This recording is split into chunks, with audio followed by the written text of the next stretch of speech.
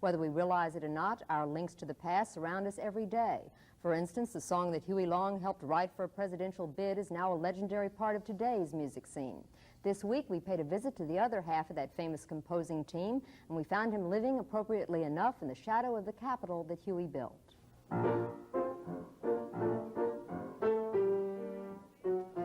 The music coming from the modest white frame house is familiar. The song has become as much a part of Louisiana's history as the governor who helped compose it. Every Man a King, words by Huey Long and music by Professor Castro Carazo. Surrounded by memories and mementos from the past, Professor Carazo at 83 is still composing music and teaching students to play the songs he made famous. You know, a story that many of us are familiar with and we'd always like to hear again or want to know even more about is the story about how you wrote Every Man a King. The night that the writing of that song took place is very interesting.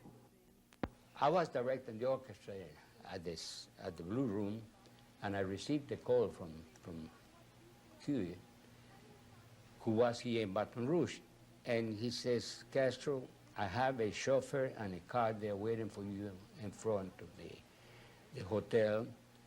Get in it and come over to the hotel right away, because we have to write my campaign song for the presidency of the United States. I'm going to be the president of the United States in 1936, and he would have been too, had he lived. I sincerely think so. The way he was embracing the goodwill of all the people of the United States, you know. He was for the poor. Early in the morning, well, it must have been very early, when I felt somebody around the room, and I could sense it, so I woke up, and it was Huey. He says, Castro, get up. He says, we have lots of work to do. I said, my goodness, but what time is it? He says, it's already 3 o'clock in the morning. I said, oh, midnight, huh? He said, well, get up. We got to write that song. We got to write it right now. I said, all right. So I got up, and he had ordered some coffee and toast and whatnot. Now, there was no piano there. There was no music paper. So I scribbled some staffs, what we call musical staffs, on the stationery of the hotel, and I started thinking, and he got one of the papers and started reading, as before, sitting, practically sitting on his bed in his pajamas. In about 20 minutes, I said, well, Senator, I have it ready. And you whistled it. Yes, that's right. That's right. Because you can't sing, I understand. That's right. He wouldn't like to hear me sing, you know. So when I told him that, that's what he said, well, whistle it for me, which I did, see. And he says, you know, if you pardon my expression, he says, that's damn good. That's what he said. I said, all right. He says, now we're going to write the lyrics for it, right now. Whistle the first line, he says. First line, he meant the first musical phrase. So it goes like this. And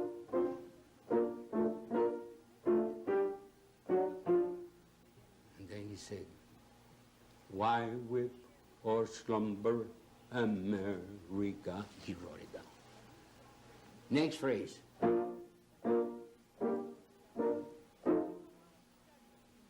The next phrase, and we went through the whole process of writing the lyrics for the whole number just once. It sounds so easy. For him, it was easy. Was it the easiest song you'd ever written? Oh, no. I've written some easy like this with him, too. Every one that I wrote with him was just like that. Maybe his force of personality persuaded you to get it done quickly. Well, the thing is that he never did any correcting on his paper. No changes, nothing, see? Once he wrote something, he stayed there. And that was, and he always was pretty good, you know? So he says, okay, they have a piano upstairs in the dance floor, on the 11th floor. Let's go and hear it. But you know, the odd thing was this, that the moment he opened the door, it was about 4:50 in the morning. It's very early, of course. And there was a crowd of about 25 people waiting to see the senator at that time, outside, see? And he says, come on, boys, let's go upstairs. You're going to hear my campaign song, Every Man a King. So we went up there, and they had a piano, and I played it like this.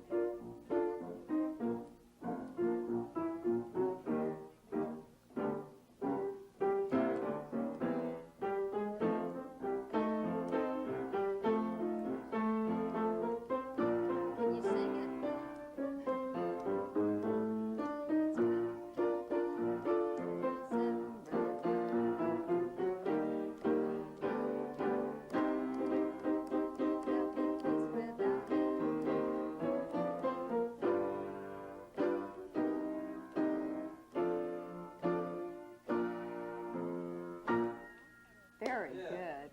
At 83, though, you have a lot of interesting things in the future, don't you? I understand you're doing something with the symphony. Oh, yes. Oh, surely. All the plans are being set for the Baton Rouge Symphony Orchestra to play my symphonic overture called Overture to an Imaginary Play, which I composed some years ago. And that'll be in June, and they're going to play the overture under my direction. So I hope that everything goes on real well, too.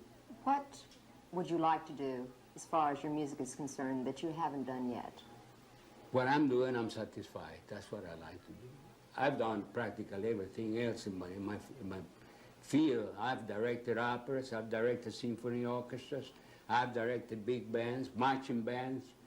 I've taught for years and years. I've played professionally, so I'm satisfied. That's it.